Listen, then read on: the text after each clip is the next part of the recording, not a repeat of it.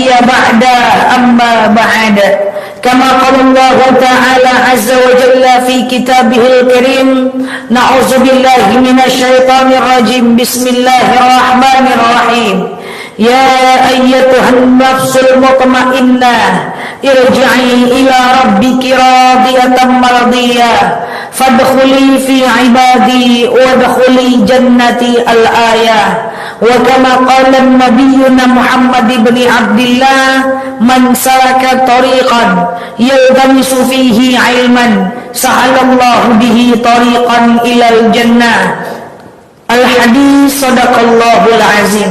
Ibu-ibu yang saya sayangi karena Allah, alhamdulillah Allah hadirkan kita dalam majelis ini. Sebelum kita mulai kajian kita berdoa kepada Allah, semoga siapapun kita yang hadir dalam majelis ini, insya Allah Allah sehatkan badan kita, Allah kuatkan jasad kita, Allah tambah keimanan kita, Allah luaskan rezeki kita, Allah angkat segala masalah kita, Allah jauhkan kita dari orang-orang zalim, Allah matikan kita dalam keadaan husnul khatimah. Amin. Allahumma amin. Ibu-ibu semua sehat? Alhamdulillah. Selanjutnya innallaha wa malaikatahu yusalluna 'alan nabi ya ayyuhalladzina amanu sallu 'alaihi wa sallimu taslima. Salawat salam kita hadiahkan kepada baginda Rasulullah sallallahu alaihi wasallam dengan lafaz Allahumma salli ala Muhammad wa ala ali Muhammad. Ibu-ibu yang saya sayangi karena Allah, karena bulan lalu kita masih membahas terkait dengan keutamaan menutup aurat atau kewajiban menutup aurat ya kemarin ya. Coba di-review dulu sebentar ibu-ibu. Kemarin sampai di situ ya Bu ya. Oke, aurat wanita dengan wanita dari mana? Dari pusat sampai lutut. Aurat laki-laki di hadapan wanita dari mana? Dari pusat sampai lutut. Aurat wanita di hadapan laki-laki dari mana? Dari seluruh tubuh kecuali muka dan sepergelangan tangan. Aurat wanita di hadapan wanita dari mana? Pusat sampai lutut. Aurat wanita dengan wanita non muslim dari mana? Seluruh tubuh kecuali muka dan sepergelangan tangan. Nah, ini adalah bab aurat. Jadi yuk kita tutup aurat kita, dan kemudian inilah yang menjadi pembahasan kita bulan lalu. Bulan ini belum saya bahas di sini, saya bahas di masjid ini. Kita akan membahas tentang al-amalus shaghir wa akbaru jaza' indallah, yaitu amal kecil pahala besar di mata Allah Subhanahu wa taala. Ibu-ibu, kita tidak panjang-panjang, diambil kajian ini, dibungkus, dibawa pulang. Yang sudah melakukan pertahankan, yang belum melakukan lakukanlah. Ada amal kecil dalam agama Islam ini, amalnya ringan tapi pahalanya besar di mata Allah Subhanahu wa taala. Kita mulai. Sebenarnya ada 7 amal kecil tapi pahalanya besar. Cuma kita bahas secukupnya aja. Kita mulai ya. Yang pertama, apa saja amalan kecil tapi pahalanya besar di mata Allah Subhanahu wa taala? Yang pertama adalah Rasul pernah bersabda, "Raka'atanil fajr khairum minad dunya wa ma fiha." 2 rakaat salat fajar itu bagaikan dunia dan seisinya. Jadi amal kecil gampang melakukan, cuman 5 menit saja, itu pahalanya bagaikan dunia dan seisinya, yaitu 2 rakaat salat fajar. Nah, pertanyaannya adalah, apakah itu salat fajar? Salat fajar itu adalah salat 2 rakaat setelah adzan subuh sebelum salat subuh. Apakah boleh salat fajar sebelum adzan subuh? Tidak boleh. Karena fajar itu adalah setelah adzan subuh sebelum salat subuh. Apa nama lain dari salat fajar? Nama lain dari salat fajar adalah salat sunat qabliyah. Apalagi nama lainnya? Nama lainnya adalah salat sunat rawatib qabliyah. Itu juga dia. Niatnya gimana? niatnya bisa macam-macam. Yang pertama, sengaja aku sholat sunat fajar 2 rakaat sunnah atasku karena Allah. Atau sengaja aku sholat sunat qabliyah 2 rakaat sunnah atasku karena Allah. Atau sengaja aku sholat sunnah 2 rakaat sebelum subuh 2 rakaat sunnah atasku karena Allah. Posisinya adalah setelah adzan sebelum sholat subuh. Nah misalnya kayak gini, misalnya di Pekanbaru azan jam 5 subuh, lalu orang-orang pergilah ke masjid. Tahu-tahu ibu terlambat bangun. Karena terlambat bangun, lalu kemudian ibu bangun waktu orang udah pulang dari masjid. Orang udah bubar, ibu baru bangun. Lalu kemudian ibu melakukan yang namanya sholat sunat fajar di rumah. Masih boleh? Boleh? Boleh? Sholat sunat fajar di rumah boleh? Boleh sebelum lewat waktu subuh. Jadi selagi waktu subuh masih ada, itu masih boleh. Nah, sampai muncul fajar sodik. Apa itu fajar sodik? Fajar sodik itu adalah cahaya merah yang ada di atas langit. Itu sampai muncul cahaya merah yang ada di atas langit, itu udah tidak boleh lagi.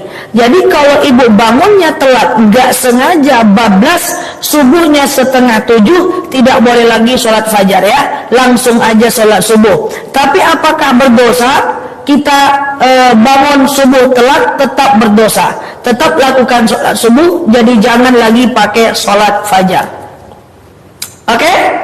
Kemarin saya dengar ada yang mengatakan begini, Ustazah, kami di masjid antara azan dan iqamah enggak sempat lagi kami sholat fajar. Lalu kami sholat dulu berjemaah di masjid.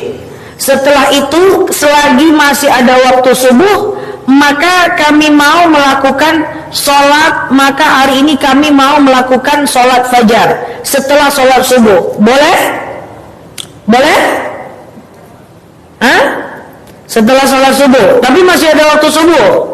Masih ada waktu subuh, masih bisa lakukan sholat fajar? Paham enggak pertanyaannya? Paham, jawabannya yang panjang. Iya, jadi gini, kita di masjid nggak sempat sholat qabliyah karena nyampe di masjid orang udah iqamah. Lalu kemudian kita sholat subuh berjamaah. Setelah sholat subuh kan masih ada waktu fajar, betul? Masih bisa sholat fajar? Masih bisa? Jawabannya adalah enggak boleh. Enggak boleh, masih aja. Enggak boleh lagi. Kenapa? Karena tidak boleh sholat sholat setelah subuh. Karena fajar itu adalah qabliyah subuh. Posisinya adalah sebelum sholat subuh. Jadi setelah sholat subuh, walaupun masih ada waktu subuh, dia tidak boleh. Paham? Paham? Gitu. Nah, lakukan sholat fajar ini 40 hari berturut-turut sampai ibu istiqomah. Dan sholat fajar itu pahala doa kita mustajab. Jadi pada saat sholat fajar banyak-banyak berdoa. Cuma permasalahannya gini masalahnya bu. Misalnya ibu sholat fajar posisinya adalah antara azan dan iqamah, kan gitu kan. Lalu kemudian setelah itu ibu sholat subuh. Ibu nggak sempat doa panjang-panjang, nggak apa-apa. Yang penting setelah subuh ibu berdoa. Itu 2 rakaat sholat fajar bagaikan dunia dan seisinya. Kalau mau lihat iman orang, lihat subuhnya. Kalau mau lihat calon menantu yang beriman, lihat subuhnya. Kalau subuhnya dia bangun, berimanlah dia. Kalau enggak, menangguang lah tuh. Kalau mau lihat keimanan seseorang, lihat subuhnya aja. Paham? Bah, itu yang pertama. Amal kecil pahala besar adalah sholat sunat fajar. Yang kedua, al-amalu saghir wa akbaru jaza. Amal kecil pahala besar di mata Allah adalah sedekah di subuh hari, atau bahasa orang awaknya sedekah subuh. Nah, yuk kita bahas sedikit lebih detail. Apa itu sedekah subuh? Sedekah subuh itu adalah sedekah yang diberikan di waktu subuh. Kenapa masyarakat terutama di Pekanbaru heboh dengan sedekah subuh? Karena ustadz-ustadznya sering mensyiarkan sedekah subuh. Nah, kenapa ustadz-ustadznya sering berceramah tentang sedekah subuh? Karena sebuah dalil bahwa di waktu subuh itu akan turun malaikat datang ke permukaan bumi. Ketika malaikat turun ke permukaan bumi, ada dua malaikat. Malaikat yang pertama berdoa kepada Allah agar orang yang bersedekah di subuh hari amalnya dilipat gandakan dan harta yang dia sedekahkan dilipat gandakan pahalanya. Dan malaikat yang kedua berdoa, celakalah orang-orang yang bakhil atau orang-orang yang pelit. Tahu nggak apa itu bakhil? Apa itu pelit? Semuanya beda bahasa sih ya. Ceke, sambili kalau bahasa orang awak. Bakhil itu lebih parah loh dibanding pelit. Kita udah pernah bahas. Kalau pelit, yang aku punya, aku nggak mau kasih kamu, itu pelit. Tapi kalau bakhil itu lebih parah lagi. Yang aku punya, aku nggak mau kasih kamu. Yang kamu punya, aku mau. Yang punyaku, aku nggak mau untuk diriku sendiri. Jadi itulah namanya bakhil. Jadi kalau ada atau orang bakhil itu adalah orang-orang yang suka yang dia punya dia tidak mau kasih orang, ya. Yang orang punya dia mau. Yang untuk dia sendiri dia tidak mau keluarkan untuk diri dia sendiri. Itulah bakhil. Ya, orang-orang yang suka mengumpulkan emas. Untuk apa emas dikumpul-kumpul, Mak? Nanti kalau sakit nggak nyusahin anak. Rupanya udah terkumpul emas di bawah bantal, di atas bantal guling, digenteng. Mak ini sakit nih, ke rumah sakit yuk. Nggak apa-apa dok, sehat aja nyok. Rupanya waktu sakit beneran, mama ini udah parah. Yuk ke rumah sakit yuk, sehat aja nyok. Nggak sakit dok. Rupanya meninggal. Emas anak cucu yang merasakan. Berkelahi-kelahi berantuk-antuk pula mereka. Itu bakhil. Jadi itulah ya sedekah subuh. Lakukan di waktu subuh. Kapan batas waktu sedekah subuh? Batas waktu sedekah subuh adalah dari subuh sampai habis waktu subuh. Habis waktu subuh kapan? Sampai fajar sodik. Fajar sodik itu kapan? Saat cahaya merah ada di atas langit. Itulah waktu sedekah subuh. Nah, yuk kita bahas. Sedekah subuh itu adalah sedekah yang diberikan di subuh hari. Ada beberapa saran dari saya. Yang pertama, usahakan sedekah subuh itu jumlahnya jangan terlalu banyak, sedikit saja. Tapi yang penting tiap hari. Karena biar didoakan malaikat tiap hari. Saya sering bilang kepada jemaah, mana lebih baik? Sedekah 30.000 satu bulan satu kali, mana lebih baik dibandingkan 1.000 tapi tiap hari jumlahnya sama-sama 30.000? Mana lebih baik? Lebih baik 1.000 sehari. Supaya apa? Supaya ibu istiqamah. Maka saya sarankan sedekah subuh jangan banyak-banyak. Innallaha yuhibbul amal qalil. Allah itu lebih suka amalan yang sedikit tapi terus menerus daripada banyak tapi terputus. Lebih baik 1.000 aja tiap hari tapi continue diberikan daripada banyak tapi terputus-putus. 1.000 aja. Nah, pertanyaannya adalah kayak mana cara memberikan sedekah subuh itu? Yang pertama, bisa jadi ibu yang ke masjid sendiri dan memasukkan uang 1.000 tadi ke kotak amal. Jangan lupa nanti waktu ibu masukkan uang 1.000 itu ke kotak amal, ibu berdoa, ya Allah, misalnya gitu kan. Dengan sedekah ini lapanglah kuburan makku, ringanlah sisa kubur orang tuaku, berhentilah malaikat menyiksanya, anakku sembuhkan, rumah tanggaku utuhkan, suamiku sembuhkan, suamiku kurang ganteng-gantengkan sedikit lagi ya Allah. Itu aja modelnya ya Allah, upgrade lah dikit ya Allah, please deh ya. Jadi sedekah subuh itu ya sekemampuan kita yang kita bisa pastikan kita bisa mengeluarkan tiap hari. Tiap hari bisa 100.000 keluarkan, tiap hari bisa 10.000 keluarkan, atau tiap hari cuma 1.000 tetaplah keluarkan. Ya, jadi jangan lupa berdoa. Berdoa bisa sebelum sedekah, bisa setelah sedekah. Tidak harus pula ibu di kota amal itu berdoa lah ibu dulu, orang mengantri.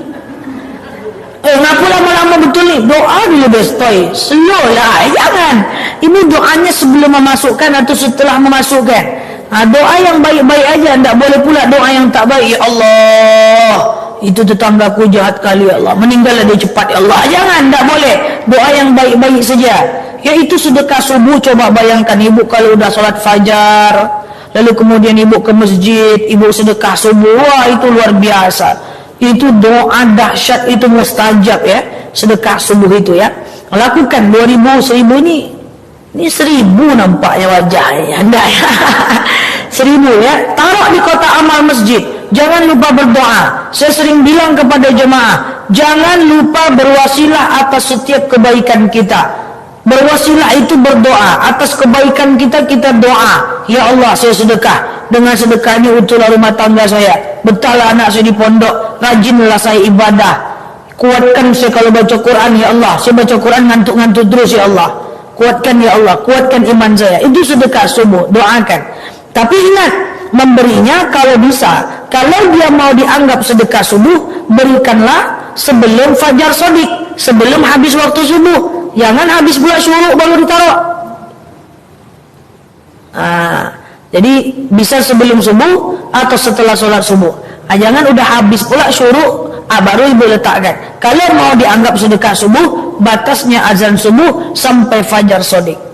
Ustazah, saya tidak ke masjid ustazah, saya tidak bisa naruh uang ke kotak amal karena saya tidak ke masjid, saya punya anak bayi misalnya. Ya udah, titip dengan suami saja. Bang, titip bang, apa untuk sedekah subuh bang? Titip sama abangnya. Ibu doa dari rumah. Jangan pula ibu bilang sama abang, bang nanti doanya ini bang, ini bang, ini bang, ini bang, ini bang. Ujungnya suami bilang, Pak Isi lah seorang. Ibu doa di rumah aja. Ibu titipkan sama suaminya. Nggak ada masalah kalau ibu nggak ke masjid atau kalau ibu haid. Doanya di rumah.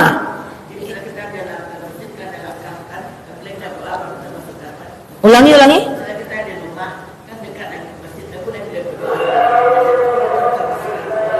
Boleh, doanya di rumah gitu. Oh jangan, ya memang jangan berdiri lama-lama di kota amal. Pas kita beberapa langkah doa, atau pas kita duduk. Kita kan mau nyaruh ke kota amal kan kita duduk dulu tuh. Atau kan kita duduk dulu doa nggak apa-apa. Jadi jangan lama-lama di kota amal ya. Nanti sembahyang mula di kota amal itu susah gitu ya. Jadi boleh ya. Kalau titip sama suami, titip aja, ya. Titip sama suami, titip aja, ibu doa di rumah, oke? Nah, ustazah, saya nggak bisa ke kota amal, karena saya nggak ke masjid. Saya juga nggak bisa titip ke suami. Ya udah, lakukan yang ketiga. Apa yang ketiga? Ibu boleh kumpulkan dulu di rumah. Kumpulkan dulu di rumah, taruh di celengan 1.000 atau 2.000. Ibu kumpulkan di celengan ibu, nanti ibu berikan suatu ketika. Dan memberikan sedekah subuh kalau sudah terkumpulkan, saya anjurkan tetap berikan di waktu bukan di waktu subuh, di waktu Jumat. Di hari Jumat. Karena di hari Jumat itu malaikat melipat gandakan pahala kita dan menjawab semua doa kita. Apakah harus subuh? Tidak, kan tadi niat memberikannya sudah masukkan ke celengan. Nah, kemudian kan bisa diberikan ke masjid, bisa diberikan titip sama suami, bisa ditaruh ke celengan kita masing-masing. Nah, pertanyaannya adalah boleh nggak berubah-ubah jumlahnya? Ada dua pilihan. Untuk yang belum lagi istiqomah, saya ulang ya, untuk yang belum lagi istiqomah, maka saya sarankan jumlahnya tetap sama, jangan diubah. Misalnya 2.000 sampai 40 hari, jangan diubah jumlahnya. Supaya apa? Supaya ibu istiqomah melakukannya setiap hari. Saya takutnya kalau ibu tambah 2000, pas hari ke-20 ibu tambah jadi 10.000, besoknya ibu akan mikir, kan kemarin udah 10.000, hari ini ndak usahlah. Gitu nanti jadinya. Kecuali kalau ibu sudah terbiasa. Apa indikator orang yang terbiasa sedekah subuh? Indikatornya adalah dia melakukan tanpa dia harus mengingatnya. Nah, kalau sudah tiap hari, ibu boleh berubah-ubah bentuknya. Tapi intinya sedekah subuh itu usahakan sama jumlahnya. Supaya apa? Supaya ibu istiqamah. Sampai sini paham? Nah, selanjutnya, kalau udah terkumpul, kemana mau dikasihkan sedekah subuh itu? Sedekah itu adalah sedekah. Mathalul ladzina yunfiquna amwalahum kamathali habbatin ambatat sab'a sanabila fi kulli sumbulatin mi'atu habbah. Ingat, dalam agama Islam, sekali kita bersedekah, Allah akan ganti 700 kali lipat pahala dan kebaikan untuk kita. Nah, pertanyaannya adalah, ke siapa sedekah subuh itu kita berikan? Sedekah subuh itu regulasinya nggak ada. Boleh dikasih ke orang tua, boleh dikasih ke tetangga, boleh dikasih ke orang duafa, boleh dikasih ke masjid, boleh dikasih ke orang non-muslim, boleh dipakai buat makanan kucing, boleh dipakai buat kasih traktir orang. Itu boleh aja, karena konsepnya sedekah subuh. Cuman karena dia sedekah, kita memberikan kepada orang lain, tentu kita lebih memilih orang yang paling membutuhkan, kan gitu. Kenapa orang yang paling membutuhkan? Karena bisa dia merasakan kesyukuran yang lebih. Sekarang ada orang kaya, ibu kasih uang 100.000. Ada orang susah, ibu kasih uang 100.000. Mana yang lebih bersyukur? Orang yang susah. Karena semakin susah seseorang, kalau imannya stabil, semakin tinggi tingkat kesyukurannya. Tentu kita pilih orang yang lebih susah. Atau kasih ke orang tua itu boleh, ya, ada masalah. Atau dipakai buat sumbangan boleh. Yang penting sedekah subuh itu adalah, sedekah itu adalah sesuatu yang kita berikan untuk menyenangkan hati orang dengan niat karena Allah. Sedekah subuh untuk dipakai kurban itu tidak bisa, karena untuk diri sendiri. Namanya tabungan kurban, bukan sedekah kurban. Paham? Sedekah subuh dipakai untuk bayar hutang diri kita sendiri, itu nggak bisa, karena untuk diri sendiri. Tapi sedekah subuh digunakan untuk melunaskan utang orang lain, boleh? Boleh? Paham nih? Sedekah subuh digunakan untuk mengkurbankan orang lain, mengkurbankan orang lain. Bukan mengkurbankan orang lain, bukan. Gimana caranya? Sedekah subuh digunakan untuk membayar kurban atas nama orang lain, boleh? Boleh. Tapi sedekah subuh untuk kurban nama diri sendiri, boleh? Dia tidak boleh. Sedekah subuh meringankan beban hutang orang lain, boleh? Boleh. Sedekah subuh untuk membayarkan hutang orang lain tapi kepada rentenir yang riba, boleh? Mulai galau sikit aja saya geser pertanyaannya langsung oleh kapten. Ada orang terjebak riba, hutang dia ke rentenir, dia minta kita untuk melunaskan hutangnya. Kita tahu itu hutang riba, boleh? Cepat betul bolehnya. Al-wasilatul haram, yang mengantarkan kepada keharaman adalah haram, jadi tidak boleh. Iya. Niat benar, cara juga harus benar. Ya.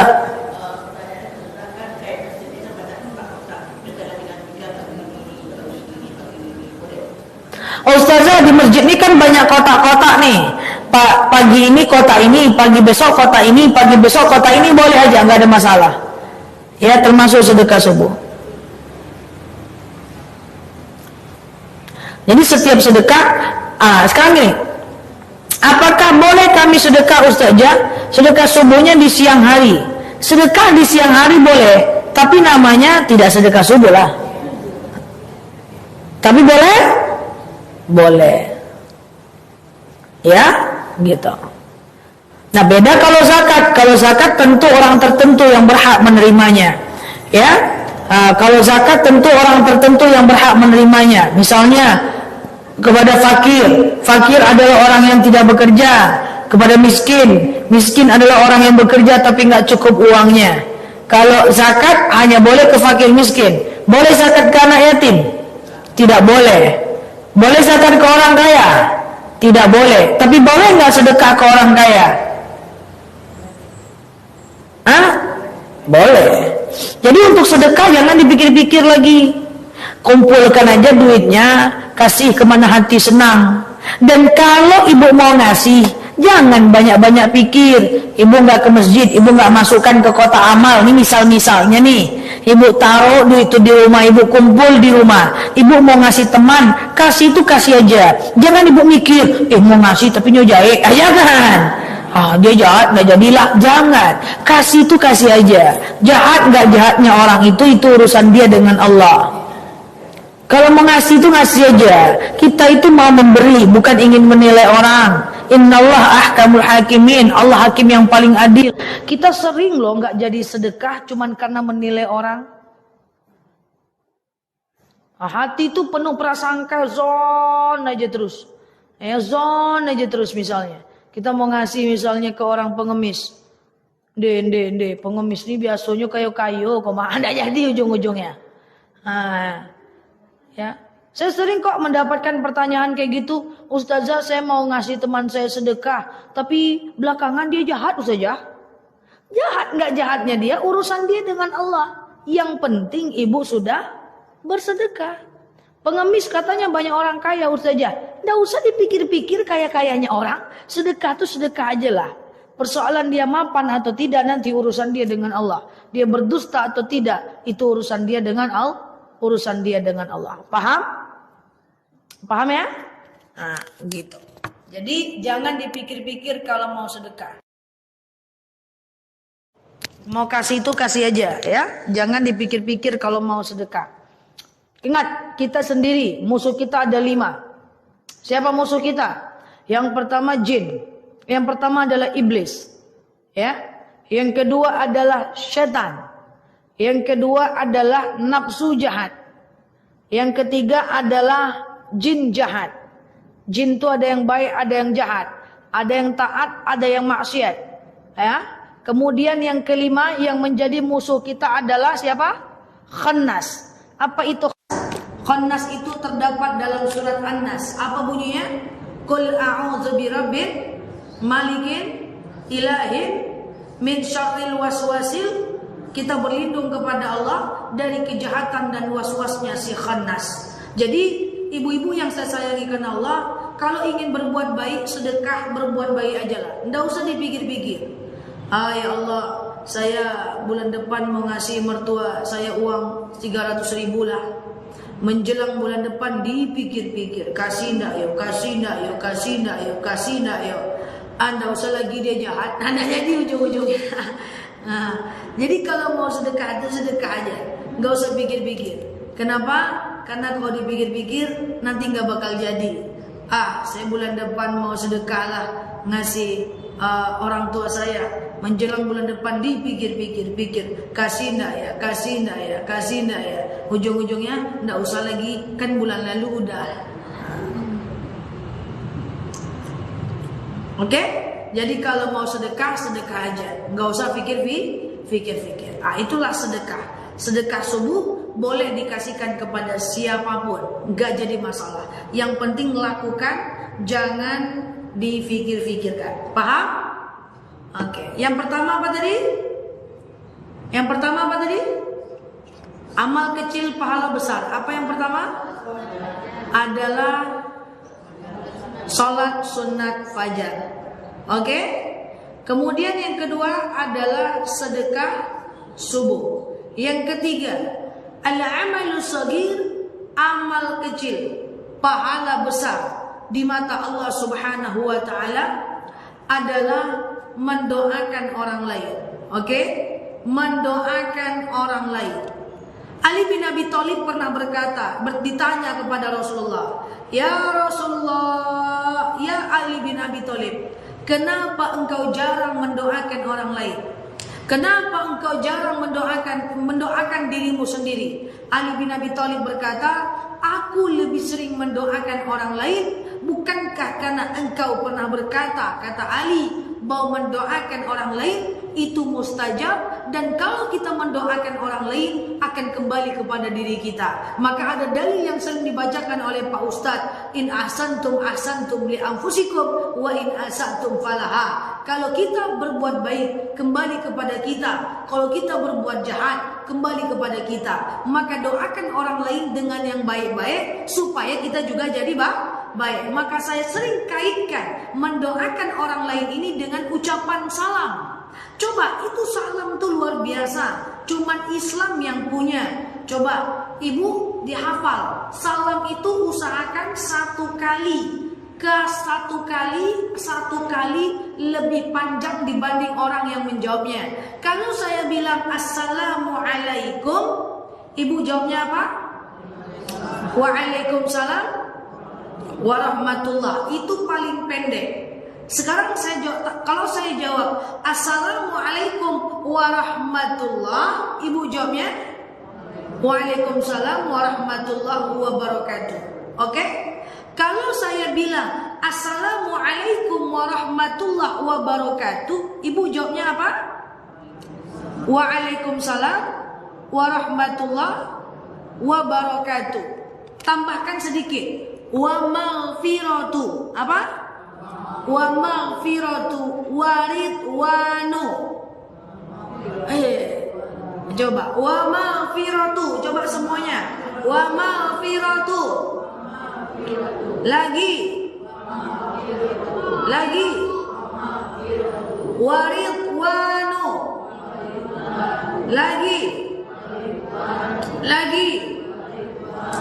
Coba. Nanti kalau ibu ucapkan assalamualaikum warahmatullahi wabarakatuh, maka saya jawabnya waalaikumsalam warahmatullahi wabarakatuh wa maghfiratu waridwanu. Oke? Coba tes sebelum kita pahami artinya. Kalau saya bilang assalamualaikum warahmatullahi wabarakatuh, ibu jawabnya apa? Waalaikumsalam warahmatullahi wabarakatuh wa maghfiratu waridwan. Yuk kita bahas. Apa arti ucapan salam itu? Yang pertama, assalamualaikum itu maknanya adalah keselamatan atas engkau. Apa maksud selamat? Selamat di situ maksudnya adalah, Bu, assalamualaikum, keselamatan atas ibu. Ibu mau difitnah orang, aman. Rumah ibu mau dicuri, enggak jadi. Ibu mau tersandung, enggak jadi. Ibu mau dihipnotis orang, ibu aman. Ibu mau dizolimin orang, ibu aman. Itulah makna assalamualaikum dengan bahasa yang sangat sederhana. Cuman banyak orang saja yang enggak paham. Assalamualaikum, keselamatan Allah atas engkau. Engkau mau dihipnotis orang gak jadi. Engkau mau difitnah orang, aman. Engkau mau dipatok binatang buas, engkau aman. Engkau mau dijahatin orang, engkau selamat. Itulah makna assalamualaikum yang kadang-kadang kita gak paham makna, karena artinya tak disederhanakan. Oke? Kemudian warahmatullah. Apa makna warahmatullah? Cinta Allah untuk engkau. Allah cintai engkau. Apa makna? Allah itu kalau udah sayang dengan seorang hamba, maka apa yang dia minta Allah akan kasih. Betul ya? Karena Allah sayang. Kalaupun ada yang Allah tidak kasih, itu bukan karena Allah tidak mau kasih, cuman karena nggak cocok buat dia. Ibu punya cucu, sayang sama cucu. Kalau cucu minta HP usia 2 tahun, ibu kasih? Kok enggak, kan ibu sayang? Karena enggak cocok buat dia. Jadi apa yang kita minta sebenarnya Allah kasih, cuman enggak cocok buat kita. Wa barakatuh, keberkahan Allah untuk engkau. Apa makna barakatuh? Keberkahan Allah untuk engkau. Apa itu berkah? Berkah adalah tenang hati kita apapun kondisi nasib kita. Itulah berkah. Wa barakatuh, berkah hidup ibu apapun kondisi nasib ibu. Kemudian wa maghfiratu. Apa itu wa maghfiratu?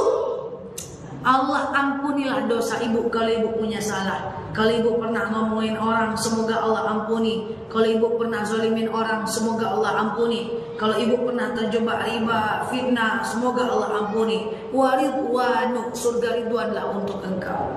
Maka salam itu luar biasa. Salam itu adalah mendoakan orang lain dan dibalas salam. Makanya idealnya adalah kalau kita berbuat baik, ada orang berbuat baik kepada kita, kita membalasnya jauh lebih baik lagi. Karena itulah salam yang disunahkan oleh Rasulullah. Ucapan sedikit, balasan lebih banyak. Maka mendoakan orang lain amal kecil pahala besar.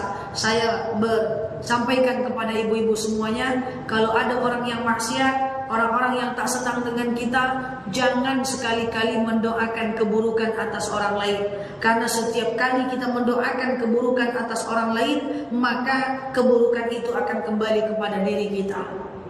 Hati-hati, setiap kita mendoakan keburukan atas orang lain, maka keburukan itu akan kembali kepada kita. Maka doakannya bukan keburukan. Ya Allah, sadarkan dia, beritahu kepada dia bahwa yang benar adalah benar, yang salah adalah salah. Ada orang zalim sama kita, ya Allah sadarkan dia, berikan kepada dia yang benar adalah benar, yang salah ada salah. Tunjukkan kepada dia, lunakkan hatinya untuk mampu memaafkan saya, lunakkan hatinya untuk nggak nyimpan dendam. Illallah, tiada Tuhan selain Allah. Makanya Pak Ustadz kan sering bilang, afdal zikri fa'lam annahu la ilaha illallah. Sebaik-baiknya zikir adalah la ilaha illallah. Kenapa la ilaha illallah ini dijadikan talqin untuk orang meninggal? Karena dia zikir yang paling afdal. Kemarin ada yang nanya, Ustazah, gimana cara mentalkinkan atau melepas orang yang meninggal? Ibu kalau punya suami yang masih hidup, orang tua yang masih hidup, usahakan ibu yang hadir untuk mentalkinkannya. Usahakan ibu yang hadir untuk mentalkinkannya. Nah, gimana caranya? Ini ibu-ibu, misalnya ada orang yang baring, orang meninggal yang baring, ya. Ketika ibu-ibu yang saya sayangi karena Allah, ada orang yang meninggal lalu kemudian dia baring, ibu ingin bisikkan ke telinganya, la ilaha illallah. Caranya gimana? Caranya ibu harus pegang kakinya dulu. Karena orang itu karena Allah akan mencabut nyawa manusia itu dari ujung ubun-ubunnya. Ya. Nah, ibu-ibu pegang ujung kakinya. Oke, kalau ujung kakinya sudah dingin, maka ibu berarti nyawa sudah tidak ada lagi di kaki. Ibu masih bisa pegang pahanya. Kalau pahanya itu panas, berarti ibu masih boleh bilang la ilaha illallah untuk orang meninggal. Ini ada calon jenazah, dia akan meninggal. Nggak boleh sekedar bilang la ilaha illallah saja. Ibu harus pegang ujung kakinya. Kalau ujung kakinya itu sudah dingin, pegang coba pahanya. Kalau pahanya masih panas, ibu coba bilang la ilaha illallah. Pegang pula pahanya.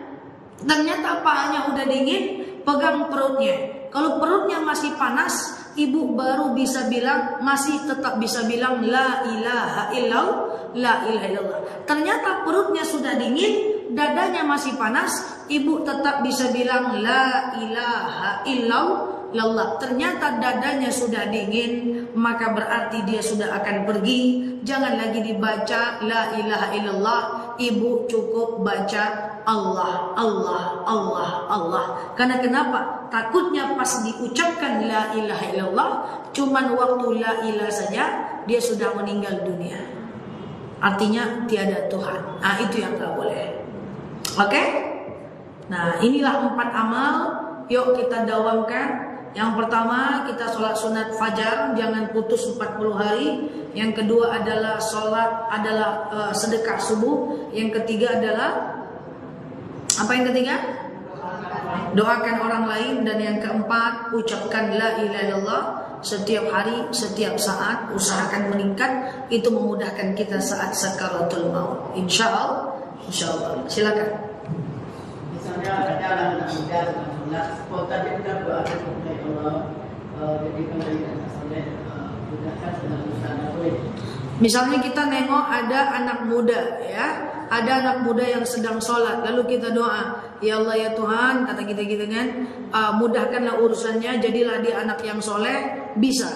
Nanti kembali kepada kita, Allah mudahkan urusan kita, lalu kemudian kita jadi wanita yang solehah.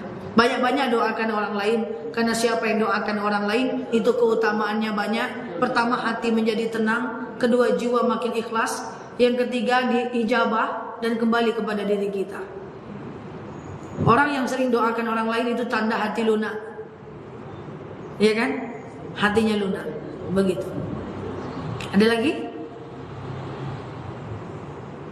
Kalau sudah melakukan, ya sudah lakukan.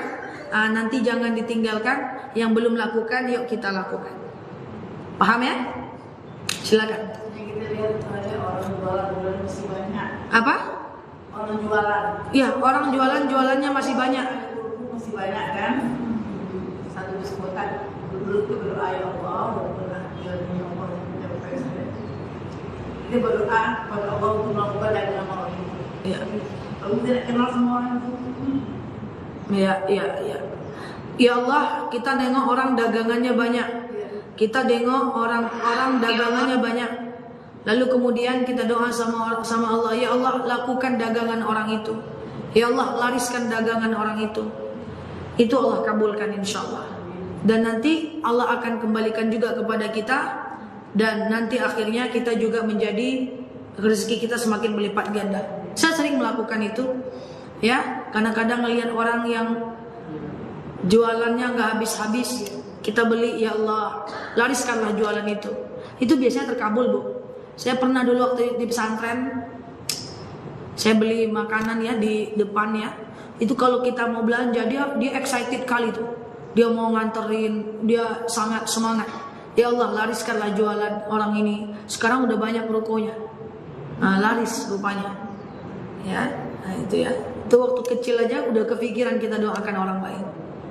Ya, nggak laris-laris jualannya, ya Allah lariskanlah jualan orang ini gitu kan. Nah itu ciri hati lunak insyaallah. Oke?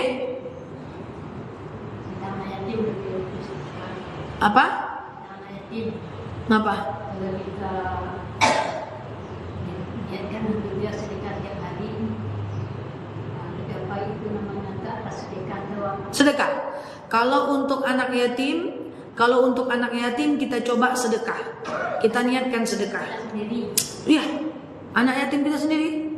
Itu pada sedekah namanya. Sedekah. Untuk anak yatim sedekah. Untuk anak yatim itu bukan zakat, itu sedekah. Ya. Jadi itu tadi. Doakan orang lain banyak-banyak. Nengok orang jualannya susah, ya Allah lariskanlah jualannya ya Allah. Itu akan melapangkan rezeki kita.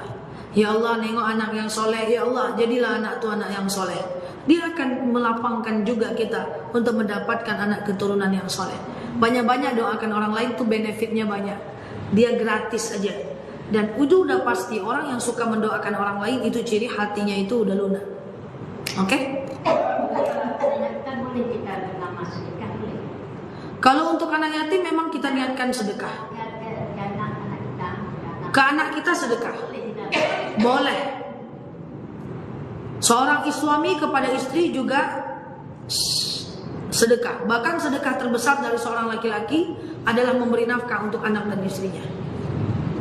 Karena dia bisa mengenal ayat-ayat kita kasih dalam sedekah. Betul. Dia misalnya bukan anak yatim, kita niatkan sedekah untuk dia boleh. Seperti yang tadi saya sampaikan, sedekah boleh ke siapapun. Jadi tidak usah dipikirkan. Sedekah boleh ke anak yatim, boleh ke fakir miskin, boleh traktir kawan, boleh orang kaya, boleh orang miskin, boleh ke orang non muslim, boleh ke cucu, boleh ke cicit, boleh ke orang tua, boleh ke mertua. Sedekah bebas.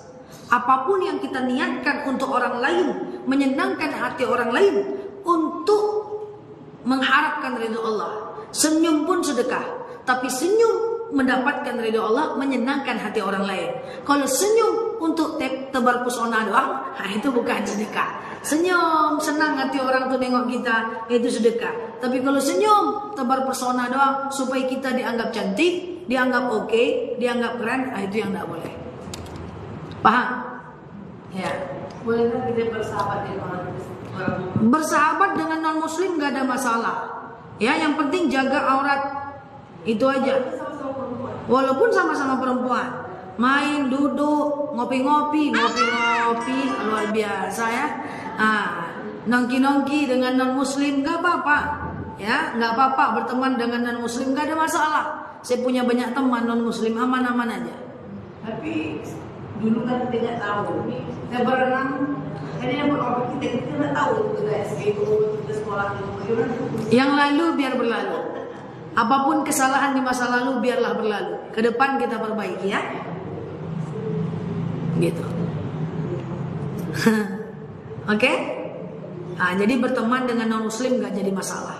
Boleh-boleh aja. Ada lagi?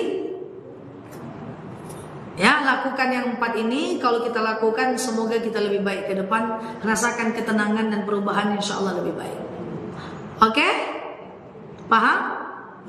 Oke, demikian dari saya. Semoga dapat kita amalkan bersama. Allahu a'lam bishawab. Ala hazihi niyah. Al-Fatihah.